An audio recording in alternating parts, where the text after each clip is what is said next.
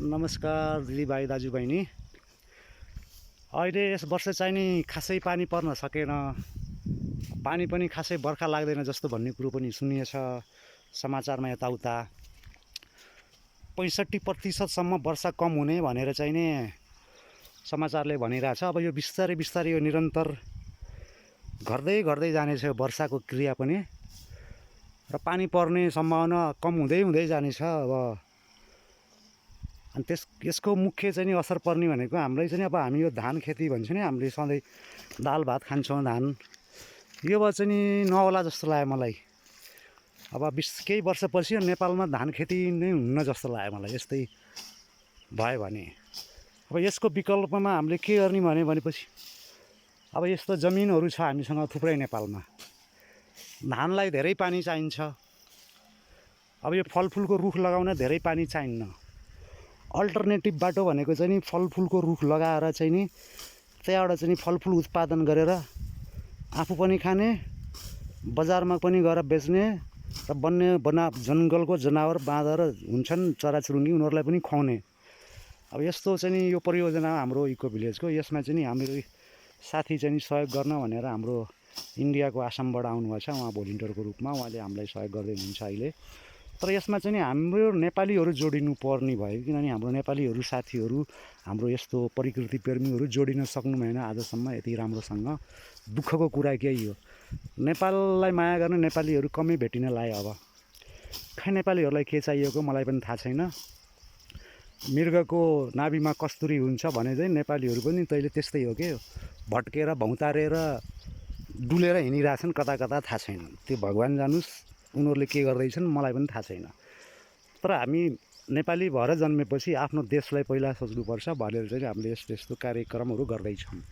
र उहाँ बाहिरको मान्छेहरूले त बुझे, किन हाम्रो नेपालको जनताहरूले बुझेन र किन यसलाई चाहिँ अगाडि बढाएन। नेपालको जनताले पनि बुझेनन्, नेपालको सरकारले पनि बुझेन, नेपालको यो चाहिँ स्थानीय निकायदेखि लिएर कसैले पनि बुझेन। मैले बुझाउन लागेको अझै संस्था दर्ता गराएको लगभग 10 वर्षभन्दा बढी भइसक्यो। बुझाउँदा मै बुढो होला जस्तो भइसक्यो, तर मैले नेपाललाई बुझाउन सकेन।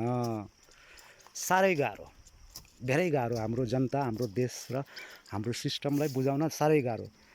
यसको समाधानको उपाय त मैले आजभन्दा पहिला गाउँमा आउने बेलामा भने, अब केही वर्षपछि पानी पर्ने सम्भावना कम हुन्छ, धान खेतीको अल्टरनेटिभ खोजौँ, केही गरौँ भनेर। तर चाहिँ नि अब त्यही त हो नि, आजकलको चाहिँ नि जमानामा चाहिँ नि ज्ञान दिनु त अब सबैले दिन्छन्। अब सही ज्ञान दिने मान्छेको ज्ञान फलो नगरेर अब चाहिँ नि जनता दुःख पाइरहेछन्। अब यस्तो डाँडा काँडा भएको जतासुकै फलफुल खेती गर्न सकिन, यी यस्ता चाहिँ नि नराम्रा पात पतिङ्गर आएर उम्रेछन्, यिनीहरूलाई उखालेर फालेर जहाँ पनि गर्न सकिन्छ। तपाईँले 10वटा बुटो लायो भने पनि 10वटा बुटो एक वर्ष लाउनु, अर्को लाउनु होइन, तपाईँलाई कहीँ जानु पर्दैन। तपाईँलाई घरमै किन्ने मान्छे पैसा लिएर आउँछन् फलफुल लगाउनु भयो भने। यो जनचेतनाको लागि मैले यो भिडियो बनाएँ पनि, धेरै बनाइसकेँ मैले। अब कति बनाउने हो, जति बनाए पनि केही नहुँदो रहेछ भनेर चाहिँ नि कहिलेकाहीँ मलाई निराशा पनि लाग्छ। अब त्यही पनि मैले अब चाहिँ नि बनाउन अब छोड्दैन फेरि। अब एउटाले दुईटाले बुझे पनि ठिकै छ, तर हाम्रो देशको जनताले बुझुन् भन्ने म एकदम चाहन्छु। हाम्रो नेपाली जनताले बुझुन्। यहाँ विदेशीहरू विभिन्न देशका आउँछन्, सबैले गर्छन्, काम गर्छन्, जान्छन् यो ठाउँमा। तर आजसम्म हाम्रो नेपालको दाजुभाइ दिदीबहिनीहरू यसरी काम गर्ने कोही पनि मैले भेटिनँ। विदेशीलाई बरु नेपालको माया छ, तर नेपालीलाई चाहिँ नि आफ्नो देशको माया छैन भन्ने चाहिँ नि मैले चाहिँ नि देखिसक्यो अहिले यो नेपालमा। यो अवस्था भयो भने हामी नेपालीहरू आफ्नो देशप्रति माया गर्न सक्ने एकदम स्वार्थी भइयो, विदेशीको चाक्री बजाउने बाहेक केही गर्न नसक्ने भइयो भन्ने प्रमाणित गर्यो मैले यो प्रोजेक्ट ल्याएदेखि। मैले यस्तो कुनै महानुभावहरू यस्ता चाहिँ सरकारकादेखि लिएर चाहिँ निकायका कसैलाई पनि भेट्न सकिनँ।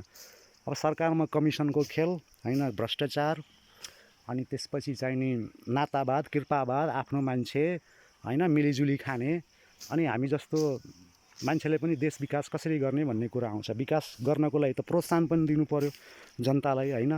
अब हामीले त यत्रो गरेर गरियो होइन, ल अरू नेपालीले कसैले गरेर देखाओस्, मैले त्यसको खुट्टा ढोक्छु। ल म यहीँ छु, आउनु मनिर होइन, अनि कुरा गरौँला।